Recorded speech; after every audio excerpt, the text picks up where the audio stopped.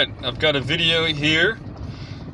It's going over, well, it's not going over, but it's just kind of me drawing out a face. It's how I kind of rough draft my faces whenever I'm drawing them on a piece of paper. I typically don't draw things from scratch on digital. I prefer to draw things from scratch on paper. It's just kind of more preferable for me. It's how I grew up drawing. It just became the norm for me. So when I draw things, I typically start off on paper and then I move it over to digital. But this is basically the method by which I draw faces for specifically female characters. You can see I don't have like a Loomis method per se, but I do kind of follow the general principle of it. Honestly, I learned how to draw faces first from anime and manga, how to draw images and videos. So I took a lot of the properties and the ideas from that. Right now, I'm not getting too much into the anatomy of the character, as I'm just kind of putting down basic ideas of where things are going to go. From here, though, I do start to generate a general idea as to where I want specific things to go in the face. I'm going to put this little cross line across the face. That's going to be exactly where not exactly, but that's going to be where I want the eyes to generally be.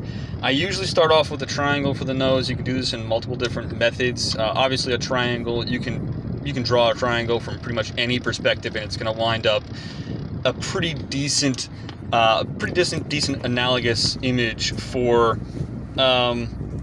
noses, because a nose is typically in that triangular shape. You obviously round it out in certain areas, and I'll get into that detail as I go on and draw this. But you can see how it kind of already starts to take a little bit of shape. I grabbed an eraser because I need to fix the jawline on this character. It doesn't look quite right. The main focus that I had with this was not to redraw the entire face, including hair, but the main focus was just to show the facial structure of the character, the facial structure and the way that I kind of go about doing it. So you see I start off with this straight little simple line, and then I move in from there into these little circles. These little circles right here are going to be the indicators as to the upper and lower lip. So you have that little divot there between the top two circles, which is going to be where that little crescent moon shape that's in between the middle of the left and right side of the lips on the upper area is going to have that, it's going to start to form. So you have that. You add a little bit of definition there, and you kind of follow the general shape. You add a little tiny peak down, like a little valley, and then you add this little half moon shape for the opening of the mouth. And then the lower lip oftentimes is larger or thicker than the bottom lip. So having that larger, thicker bottom lip on a female character allows a little bit more, it just allows the character to appear more supple in terms of the lip structure, and I generally try to go with that. As for the nose, again, a lot of this stuff can be broken down into simple shapes. I'm starting off with a nice, simple couple of circles here, and then you follow that little line around. You follow that little line around the actual shape of the nose, so you get a little bit of creation there. You get a little bit of that general shape of the nose that starts to get built up.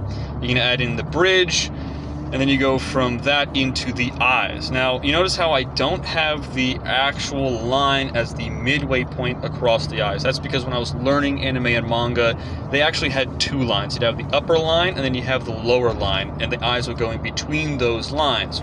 Now, I've gotten away from using the lower line because I feel like if you have the upper line, you can kind of generally feel out the area that the rest of the eye is going to take shape. Now, this face is obviously rushed. It's not perfect. I did this in a couple of minutes because I was just trying to pump out an idea. Generally, what I want a new face to look like, because I've gotten bored with drawing the same faces over and over again, so here's a different one, right? A general sketch idea.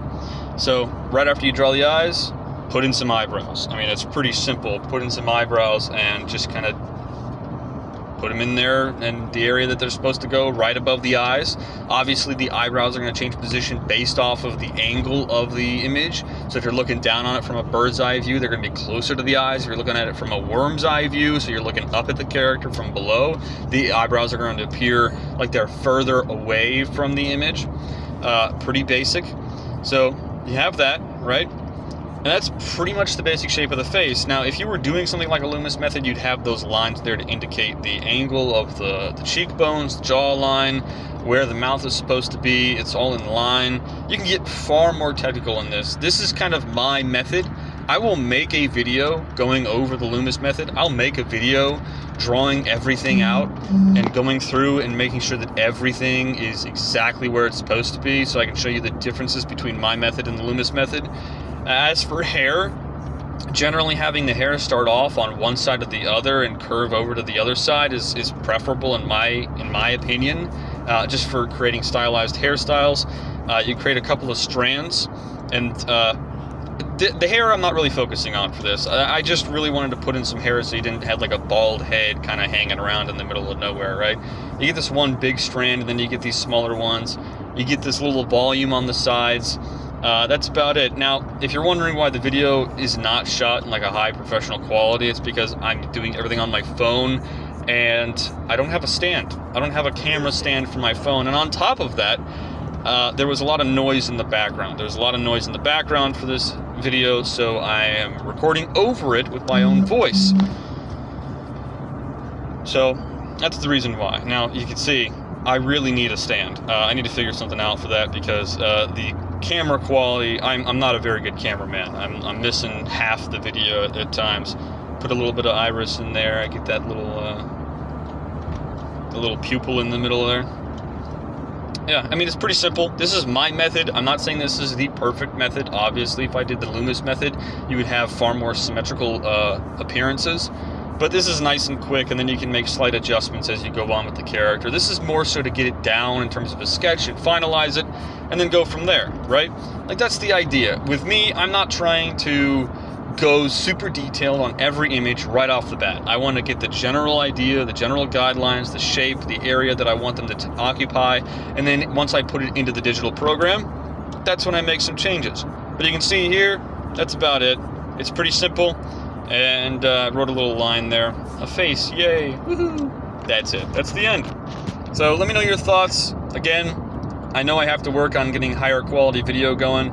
It's just, it takes me a little bit more time. I don't have nearly any idea what I'm supposed to be doing in regards to this stuff, so you're kind of coming along this journey with me, all right? Anyways, I hope you have a great day and a great rest of the week.